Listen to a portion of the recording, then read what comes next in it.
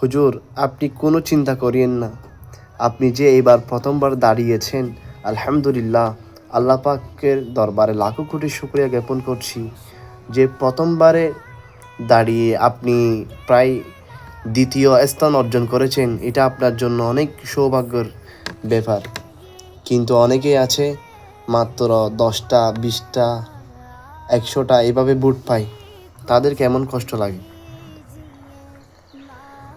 তাছাড়া আমাদেরও একটা দোষ আছে, সেটা হচ্ছে আমরা যারা সুন্নিরা রয়েছি, যে কিছু কিছু নামদারি সুন্নিরা মানে চট্টগ্রামের যে হাসান আজহারি হুজুরকে ভোট না দিয়ে আমরা ধানের শীষের মধ্যে ভোট দিয়ে দিয়েছি।